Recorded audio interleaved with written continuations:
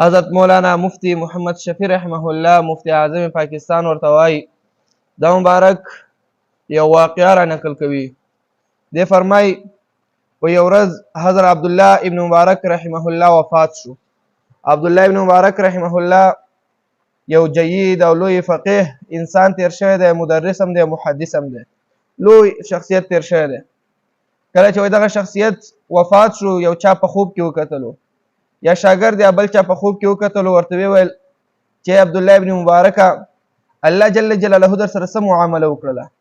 نو عبدالله ابن مبارک رحمه الله ورته وفرمیل چې زه الله جل جلاله وبخلم او ډېره ښایسته معامله یې را سره وکړله، جنت یې راکړو، نعمتونه دي، خوندونه دي، الله تعالی وبخلم.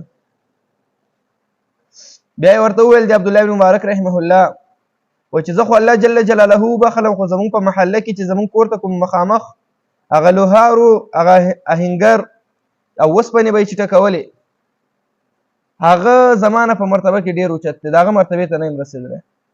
دغه صاحب وایي د چا چې خوب کتلی و، دی وایي زه د خوب نه راویښ شوم، وایي په سوچ کې شومه چې عبدالله ابن مبارک رحمه الله ډېر نیک او بزرګ انسان دی چې ده ته خو الله جل جلاله لوی علم ورکړی و، حادث یادو، منځونه او روجې به یې کولې او تهجدونه به یې کول، تلاوتونه، چې د ده نه هغه آهنګر څنګه په مرتبه کې لوی شوی دی، الله تعالی ورته لوی مقام ورکړی. په دې فکر کې شوم او روان شومه د عبدالله ابن مبارک رحمه الله هغه محلې ته مې ځان ورسولا کړي چې پوښتنه مې وکړه رښتیا هم د عبدالله ابن مبارک رحمه الله د کور مخې ته یو آهنګر کور و. پوښتنه مې د هغه د بیبي نه وکړله، دروازه مې ټک ټک کړله، بیبي راته راغله او راته ویل چې عبدالله ابن مبارک رحمه الله چې زما دا خاوند چې دی دا خو وفات شوی دی، څو ورځې کېږي هغه وفات شوی دی. وایي ما ورته ویل کوم داسې خاص عمل که هغه درلودلو هغه راته ووایه، په ژوند کې که کوم داسې نیک عمل یې کولو هغه راته ووایه. وایي دا زنانه راته قصه کوي او راته وایي چې زما په خاوند کې خو دومره خاص نیکي بل څه شی نه و، هغه آهنګرو، لوهارو، دا اوسپنې به یې ټکولې او تبرونه او تیشې او یو شی بل شی لورونه به یې ته جوړول. وایي نور څه خاص عبادت یې نه کولو، خو یو دوه خوبۍ او خاصیتونه پکې ول، هغه به درته ووایم. وایي څه شی پکې و؟ دغه زنانه د خپل د خوی د خاوند د حیثیت ورته بیانوي. وایي زما خاوند به چې و ستړی ستومانه به دا د کار نه راغی، ستړی ستومانه به و، لکه ټوله ورځ به یې د اوسپنې ټکولې او کار به یې کړی نو ستړی شوی و. دغه خاوند مې چې کله د کار نه راغی نو چې شپه به شوه او ماخوستن مونځ به یې وکړو، 15 وخته مونځ به یې کولو، بیا به ویده شو. زمونږ د کور خواته دا د عبدالله ابن مبارک رحمه الله کور دی. نو عبدالله ابن مبارک رحمه الله چې ماخوستن مونځ به وکړو نو تهجدو ته به ودرېدو، تر سهاره پورې به یې مونځونه او نفلونه کول. وایي زما خاوند به افسوس کولو ای کاش چې ما هم دغسې فارغ وخت درلودلی و، زه مزګار وی نو ما به هم دغسې ټوله شپه په تهجد کې تېره کړې وه، خو چونکې زه ستړی یم، ټوله ورځ مې لوهاري کار کړی، اوسپنې مې ټکولي، خو زه یې نه شم کولی. خو صرف تهجد کوي نه، خو دا تهجد په نه کولو باندې افسوس کوي او ارمان کوي چې کاشکې ما هم دغسې وخت درلودلی چې عبدالله ابن مبارک رحمه الله غوندې مې دغه تهجد کولی. وایي بل خاصیت پکې څه شی و؟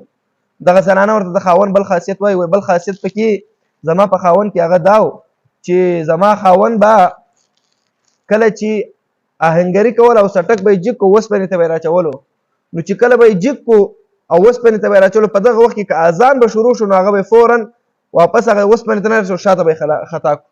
ویل به چې زما رب ما ته آواز کوي نو زه څنګه ما ته حیا راځي چې زه په کار کې لګیا یم د دنیایي. رب راته وایي چې حی علی الصلاة مونځ ته راشه، رب راته فرمایي حی علی الفلاح کامیابۍ طرف ته راشه، نو ما ته حیا راځي زه په دنیایي کار کې مشغول یم. نو علما کرام دغه کس چې بیا و دغه چا چې خوب کتلی و نو ورته واقعا ما په خوب کې عبدالله ابن مبارک رحمه الله وکتلو، هغه راته ووایي چې ستا د لوهار او آهنګر چې دی د ده مرتبه نه ما نه په جنت کې اوچته ده او پورته ده. زه اوس پوه شم چې دا لویه مرتبه ورته الله تعالی ولې ورکړې ده؟ دا ځکه چې ده به حلال رزق او حلال کسب کولو، او بل دا چې ده به د تهجد په نه کولو باندې افسوس کولو چې کاشکې ما هم تهجد کولی، او بل دا چې ده به ورسره د هغې سره سره د مونځ پابندي به یې کوله. 3 خصلتونه پکې، یو خپلو بچو ته به حلال نفقه او رزق ګټلو، په دې ورته الله تعالی لویه مرتبه ورکړې. دویم دا چې د مونځ به یې نه قضا کولو، چې اذان به یې واورېدو فورا به یې کار خوشي کولو، او دریم دا چې په تهجد نه کولو به یې افسوس ورته راتللو. عزتمند علما کرام دا واقعه ځکه ذکر کوي چې مسلمانان د خپلو اعمالو ته متوجه شي. دا مخکینی قصص چې دي کله کله ماته ملګري وایي چې ته قصې کوې، نو قصې په دې خاطر کوم چې دا قصو کې انتهایی زیات پند او عبرت پروت دی. ځکه زمونږ د علماو نه یو عالم تیر شوی دی، هغه مبارک فرمایي قصص الاولین مواعظ للآخرین. د اولو خلکو قصې د وروستنیو دپاره پند او نصیحت دي. نو که زه د هغې دغه واقعات تاسو ذکر کوم نو په دې کې د انسان دپاره ډېر زیات پند او عبرت حاصلېږي. خبره پوه شوې؟